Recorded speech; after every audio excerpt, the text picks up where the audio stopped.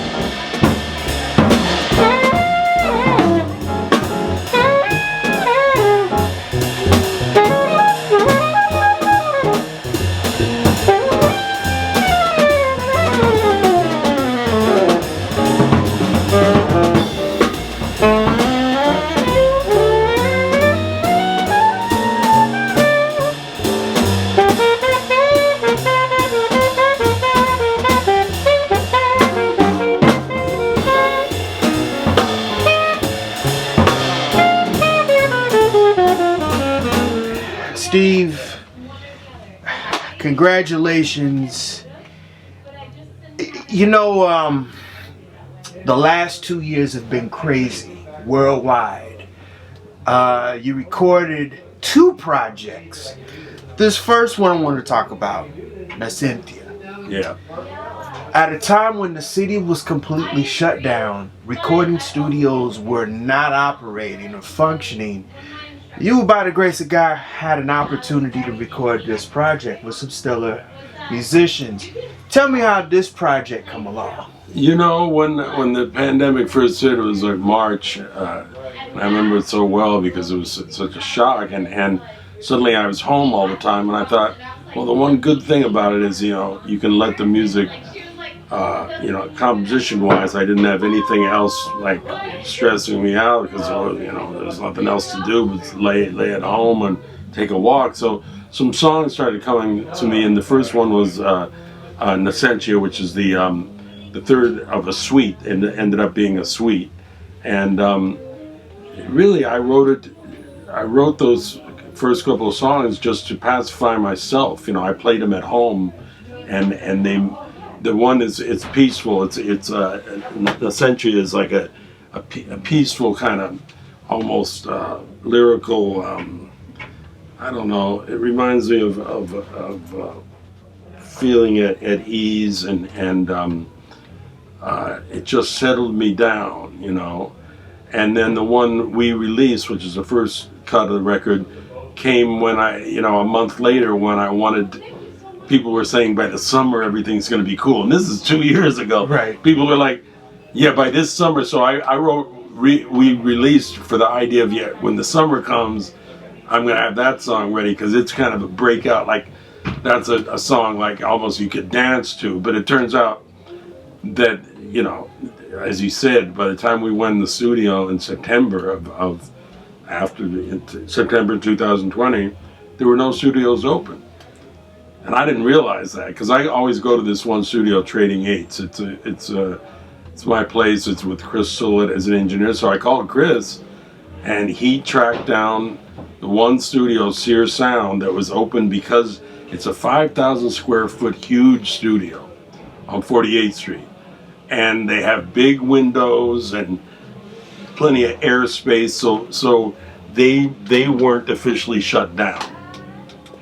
So we did the whole record there, and it ended up being a blessing because that room gets it's 3 horns on this record, and that room gets a great sound for like a horn section, but more than a little room would, you know. And so it ended up being a blessing, you know. Sear Sound's a good studio. It's one of the high end kind of studios, price wise, but everyone was hungry to play, and my producer Rick Simpson was anxious for us to do it, and you know, it was easy to call everybody that's on the record was my first call. You know, sometimes you have to call somebody who, you know, a second call because somebody's busy on the tour or something. Man, nobody was busy. I remember Jeremy Pelt said to me, "Of course I can make it. What do you think else I'm going to be doing? You know, whatever. You know, right." It's like everything. He lives in Harlem, you know, and like. You know, it was still then, it was really still closed down. But then, you know, things have gotten a little, with the vaccination, everything's gotten a little bit different. And so this new record really isn't really a direct result of the pandemic. It's more that I felt like with the vaccination and everything, it came to me to I've always wanted to make a record where the mood stays kind of almost on a certain plane throughout the whole record. Like a lot of times we make records, we got one song that's really up there exciting, and then you play another song that's this mood, and another song that's that mood. You know, you have a wide variety of moods that you take into a record, but sometimes it's nice to make a record that kind of hangs on one mood. And you know, for me, it was when Miles first made In a Silent Way. Like, at first I was like, you know, when that came out, I'm in my 20s or whatever. I forget when that record came out. Was that like the 1970s or something? Anyhow, when I first heard it, I was like, what's up with that? It took me a second and now that record is one that I love to put on. you know, I because of that. I was gonna ask you, because tonight you played a little bit of both from both records. Yes. You gave everybody the uncut funk, the straight ahead, and then you went into the ballads. And I gotta ask you, you know, playing now, are ballads easier to play now, or are they harder to play? Because basically it's an intimate, you're lyrical, you're actually saying the words playing solo, but at the same time you got to make sure that people understand what you are putting down when you're playing these great songs. I think it's harder to play ballads, you know, and that's the one thing I said to one of the guys on this new record. I said, man, I've never gone into the studio and played 9 ballads in a row ever with anyone. And I thought to myself, am I going to be able to do that? Like, because, you know, ballads, especially live, you know, in the studio, it was no problem. It was just something I was thinking. But on a gig, you would never play a set of 5 ballads. For one thing, the audience might not dig it, but also, like you were asking, it's in a way more work. I don't know whether work's the word, but it's like when you're burning out, you're just like you say, you're playing the blues feel and funkier music. It's like you're dancing to it, and it's not as much work in a way. But a ballad, like you said, it's like a precise kind of feeling that you want to convey, you know. And also, it's not in jazz. We don't just play a ballad like a singer does, where they play one chorus and that's it. Maybe there's an 8-bar interlude and then they play it from the bridge out, you know. We rarely in jazz ever do that, you know. And so the whole idea is that you're improvising over this great song. And if you're going to do that, you got to have something to say, because some of these ballads are pretty deep just on their own. Like, you don't have to even do anything more like that. Sometimes, Brian, like I'll find with certain audiences, if I play just the head of the ballad, and then let's say I give it to the piano player to take the first solo, people will applaud like it was a solo, because they feel the melody of the ballad like as much as if you were improvising. Whereas you wouldn't play an up-tempo melody and get applause from just playing the melody. Right. You never would, you know. And so a ballad affects people different ways, and that's one reason I'm really happy to have this record out that's called Into the Heart of It. And, you know, it's all ballads.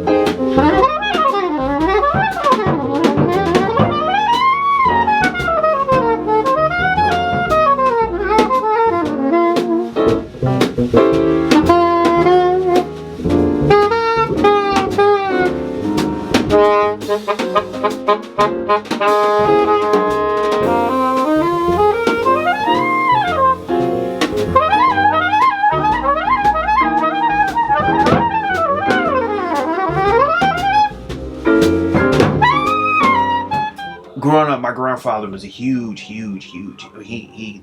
The saxophonist. He liked Gene Ammons. Oh yeah. He loved like Quebec. He liked Sonny Stitt. Loved Sonny Stitt. Those are all the people that I learned from. I mean, I luckily had a father too, and mother, who listened to all that era, and even going back, further, Count Basie and Duke. But things like Gene Ammons, I grew up with, and that's where I learned to try to get my own sound, because I heard these guys that all had I could tell their sounds in a second, Right. almost like their voice. If I hear their voice talking, I can hear it just as easily. If you play me Gene Ammons, I'm going to get it 99 times out of 100. Right. Unless it's a tricky one, like he made a lot of records, and you might be able to trick me on some of them, but most of them I'm going to be able to tell you in a flat second. Right. That's right. Jug. Right. Right. I bring those guys up because we're going back to the ballads. Prez brought a very different vernacular to playing ballads. Dexter Gordon had a very unique sound when he played. Yes. Johnny Griffith. They all had a different way of presenting the ballad. Do you find that the younger generation, the next generation coming up now, saxophonists and even just jazz musicians, are understanding the role of the ballad and understanding their role of presenting the ballad to the audience? Well, I hope so. I mean, I can't really answer that question because I don't know, but I would think if they're not, that they're not getting the whole picture, And the thing is, there's new songs, even pop songs, Beatles songs and shit that can be played and as a jazz ballad. So I would think most any serious musician of any age is going to have to confront that, or they're not. They're going to have a hole in their bucket. They're going to be only partially able to convey all the emotion. So I think it's healthy. It's the only thing is, many of these songs, they were old. When I was 20 years old, they were old songs. See, when Sonny Rollins played a certain song, let's say in 1950, it was a song that was on the radio that maybe Rosemary Clooney or someone had a hit, or whoever, a singer, had a hit on the radio, and so Sonny with his great ear heard it and played it. But that's like more the way it should be, actually, because it was right on time. And now what it is a lot of those songs, they've stood the test of time. Like, they're not just you hear a great ballad like I played tonight, like My One and Only Love, and you don't think, oh, that's a 1945 song, the 1940. No, man, that's like looking at a Picasso painting or something. You're going like, well, you can tell me the date that he painted it, but it's speaking to me right now, Right. And that's what great music is, and great art. And so those are all songs, if I play a song, it's because of that. And I only play my own songs if I think that they hold up to things that have already been written by, like, Horace Silver or any of the great composers, Monk and Miles and Ornette, and so many that influenced me. If Wayne Shorter, if I can't write something that I think, if I think there's a Wayne Shorter song that's better for me to play than something I wrote, then I'll play the Wayne Shorter song. Right. So I only write with the idea that I'm, adding to a long list of composers. I started out as just a player, in the sense of when I say I fell in love with the saxophone at a young age, and I just wanted to play it, and I didn't care about what composition I played or anything. I just wanted to play the instrument. And so it wasn't until later in my life, that I started writing more, and now it's pretty much half and half. I spend half the time playing and half the time writing, and it's become more and more writing. And the pandemic has really been a blessing for that, because I certain other gigs that I had were canceled, still are canceled. I had a couple big, huge things canceled. And at first it was, depressing. But then I thought, man, this is a chance to do.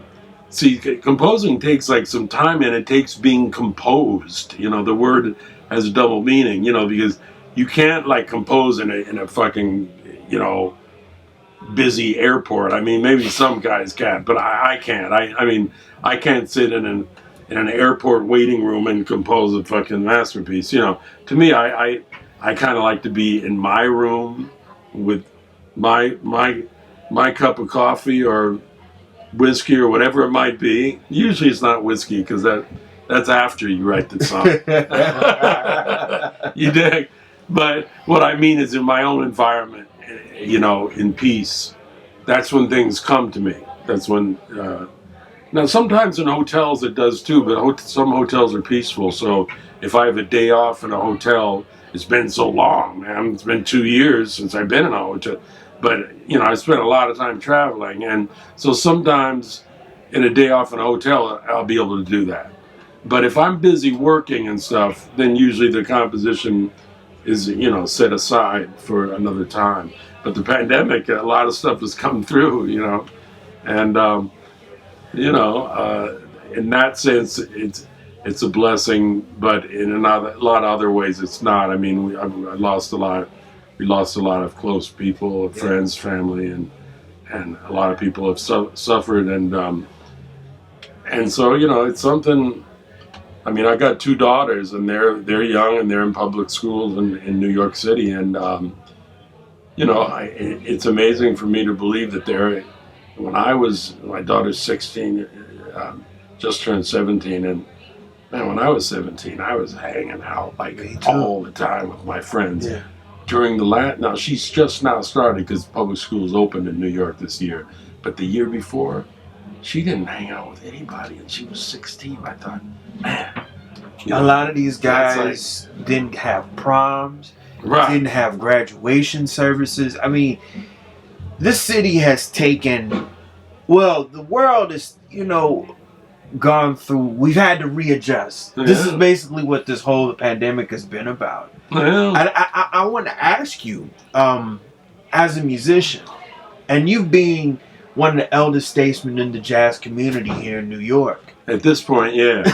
I remember, you know, when I was the youngest cat in every band that I was in, and now, even when I first joined the Mingus Band, Mingus Big Band, that would be 1990, and I was one of the younger players in the band at that time, because we had Britt Woodman on trombone who played with Duke Ellington, and now, when I go and play with the band, I'm the older cat.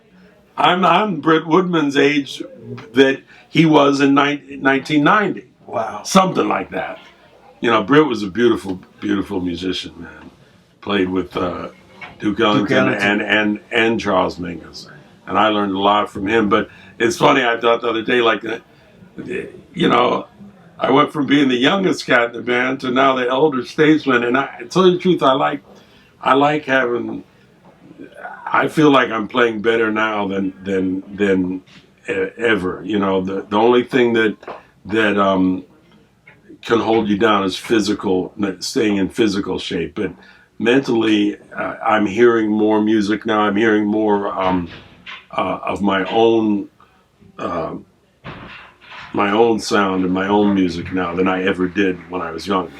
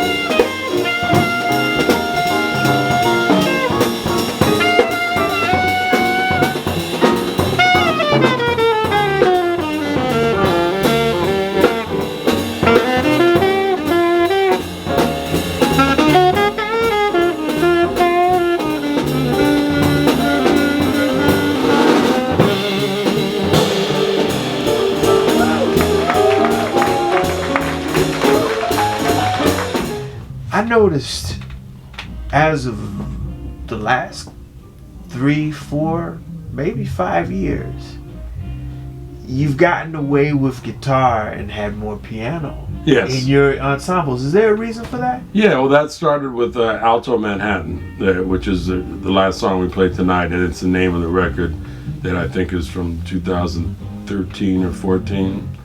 And so you're exactly right.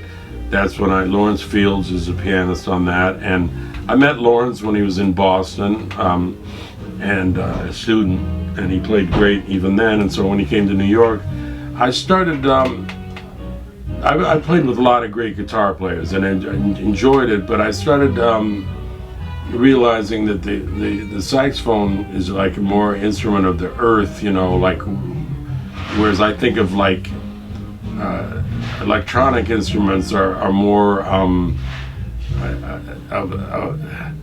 they're not tied to the earth in the sense of that they have to be plugged in to be played. And so I just find that the saxophone blends really well lately with my music, with either piano or no piano. Even I did some things with Scott, who played last night, just trumpet, saxophone, bass, and drums.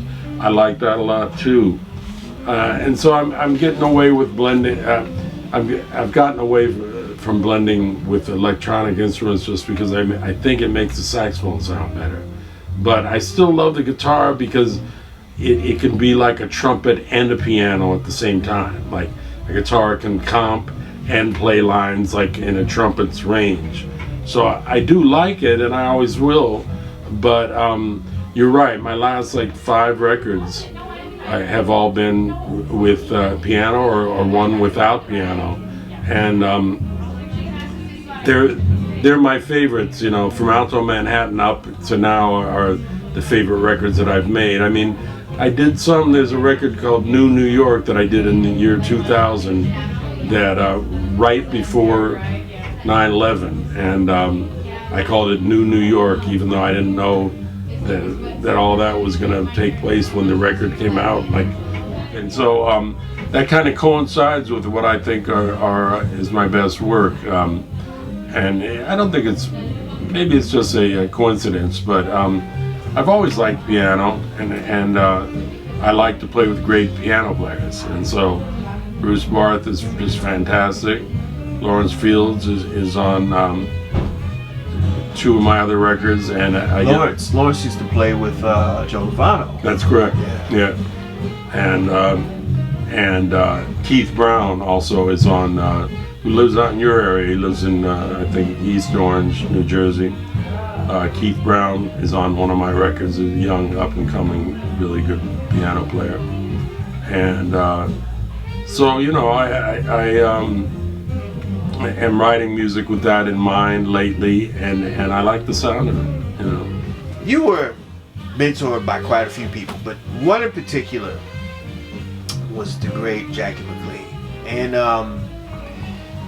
J-Mac was really, he was a descendant of the great Charlie Parker, but his legacy was making sure the next generation understands what they're supposed to do in the now, as well as carry Black American music forward. Yes. What were some of the things that you remember about Jackie, and some of the things that you apply to this day as a musician? Well, he was a beautiful cat, and I got to know him towards the end of his life, so I didn't know him when I first came to New York, but towards the end, when I started playing with the Mingus Big Band, he heard me, and we got to be friends, and to me, he was like, the quintessential New Yorker, man. He grew up in Harlem with Sonny Rollins.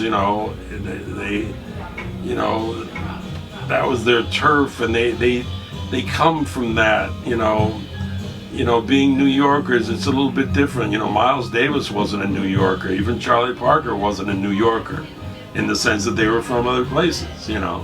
But Jackie and Sonny Rollins both were, and I'm a New Yorker at this point, so it kind of that's one of the things I got from Jackie. Like he had that tough. He he had a tough side that could never be defeated by anything. The business, the lack of business, the record deal or no record deal.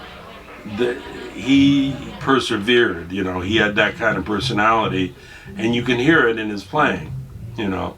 And some of his best stuff was towards the end. He had a 3-horn group with trombone, trumpet, and alto that didn't really get recorded that much. There's probably some records, but they're not like offhand that everybody has. And you know, in other words, he was making great music right till the end.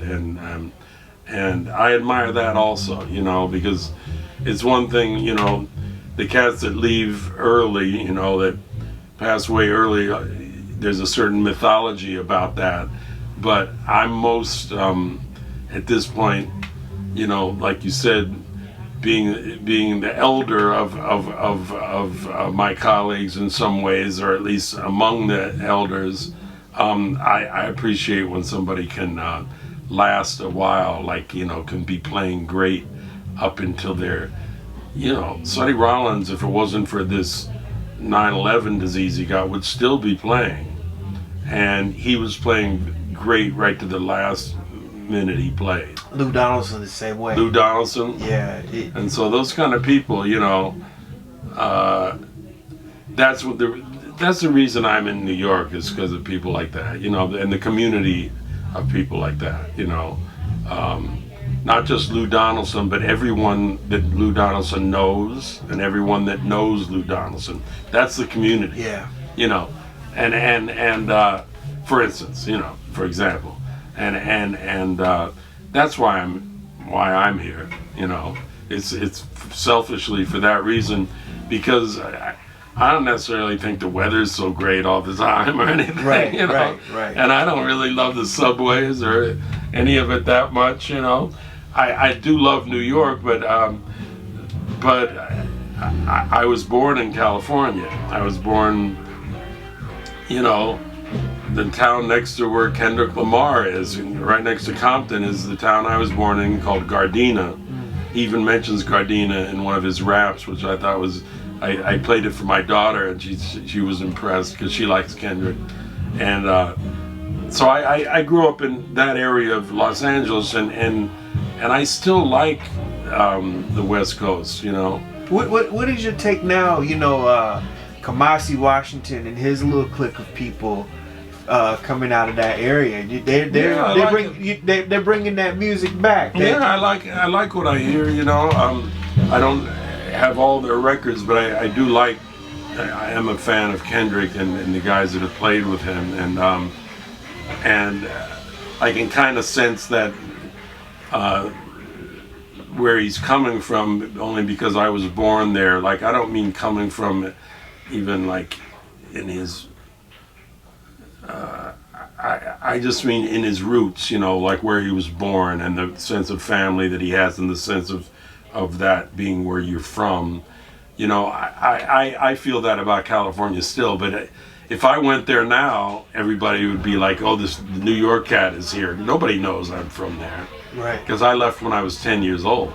But 10 years is enough for your soul, you know, like from a seedling to 10 years, that's a pretty long time. You know, the tree can grow pretty high, right. and that, not to the top heights, but enough that that's its roots, you know. And so I still feel that. And James Moody was one of my heroes. He retired to San Diego. See, he lived in the New York area a lot of his life, and when he got to be, I don't know, in his late 70s or sometime in his 70s, he went to San Diego. And he was in Vegas for a minute too, wasn't he? He did live in Vegas. Yes. He lived in Vegas, you're right. And that might have been when he kind of got into the West Coast, and then he ended up moving, you know, and still being active. He still did things like went on the road with his band and did clinics. I saw him at clinics and stuff, and we hung out sometimes, but he told me, he said, man, San Diego's great, you know, and I can dig it. It is great, you know, to be able to watch the sun set, you know, every night. Yeah, he did it right up until he died. That's right. That's right.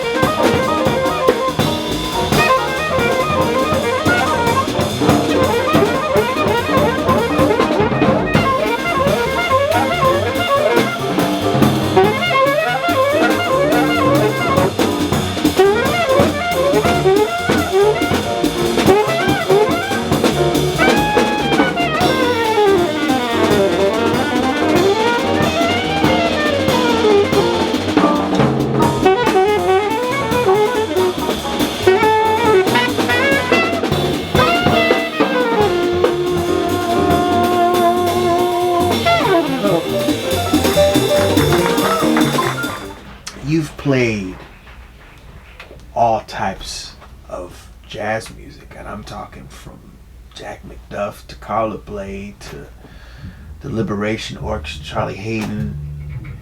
As a musician, Steve, what is it that you recommend the next generation of musicians to do to have longevity in this industry, and also be very, very disciplined when studying music as well as presenting it to people? Well, that's a pretty heavy question. You know, the one thing I think our art form is improvisation. You know, creating on the spur of the moment, and not having set things that you rely on to get over.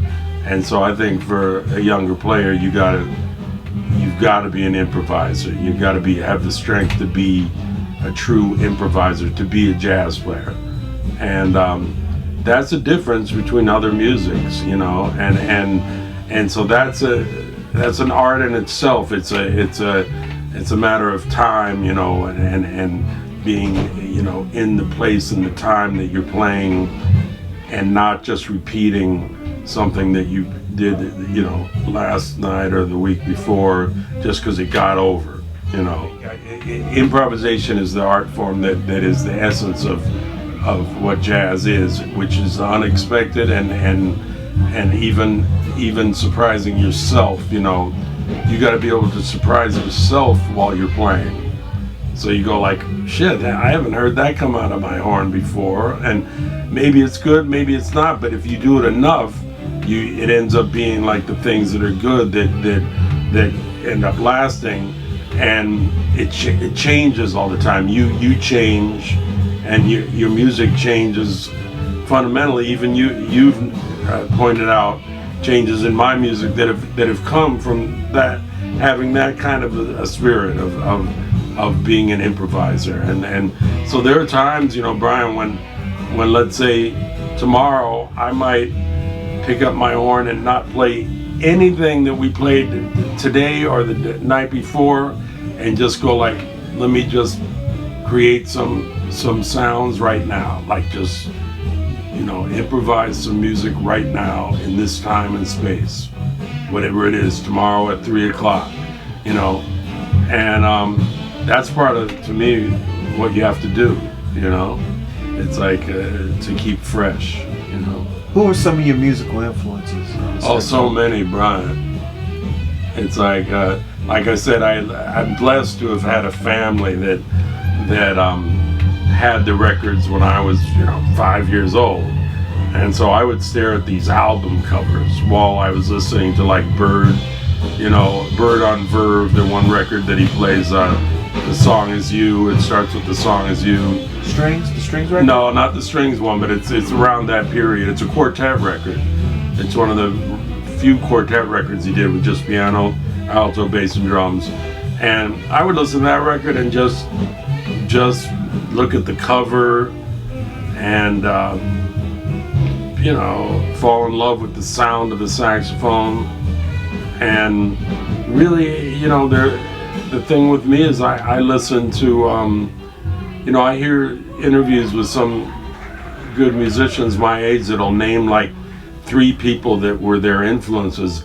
I really can't. It would be like 300, or it would be, you know, at least close to 100, you know, because anybody who could play and had their own voice, anybody who had their own voice on their instrument, and especially if they could write their own voice, their own music, their own voice into their music, then I listened to them, you know, and I got something from them. So, you know, there were certain people that in certain phases of my playing that I was really into. Like when I was in my early 20s, I really got captured by Eric Dolphy, you know, and so for about 3 or 4 years, just all day long would be listening to Dolphy records, you know, and people thought I was crazy, but I really liked his sound on alto. It's the first time that I heard a sound like that, and so that was an influence for several years, and then it just passes through you, and it still is part of you. He was an excellent flautist also. Oh yeah, and flute too. He's one of the reasons that I started playing the flute, because of him. Because I thought, well, you know, he didn't play it like a doubler, like some guys that are they're playing a little bit of flute, you know. I won't mention any names, but there's some saxophone players that they're just fooling around on the flute, but he could have been in it, believe me, he played on a classical level with flute.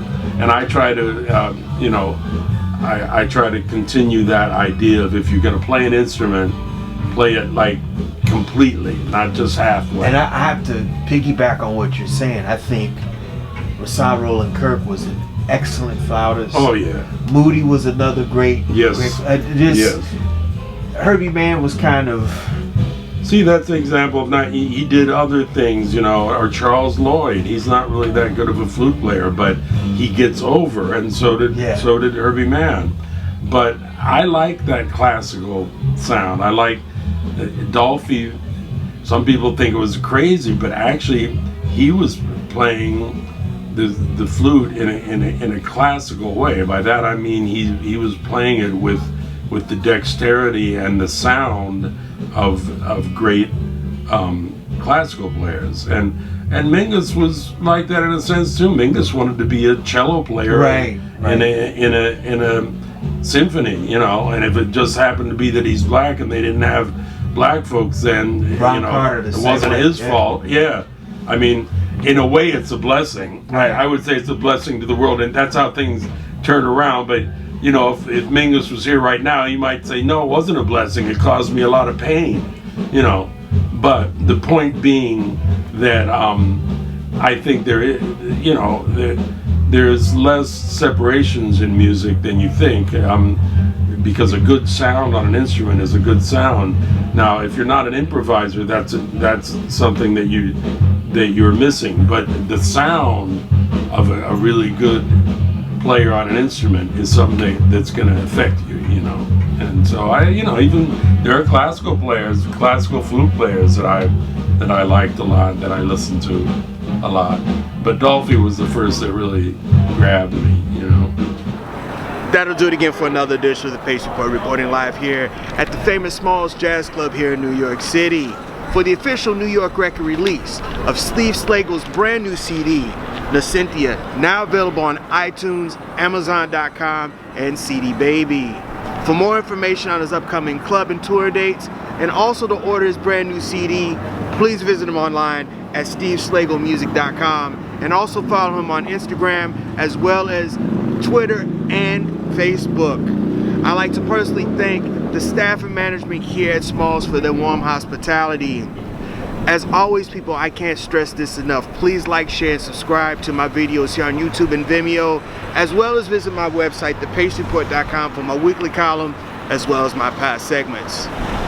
Until next time, remember, if it's in the groove, it'll make you move. Till next time, peace.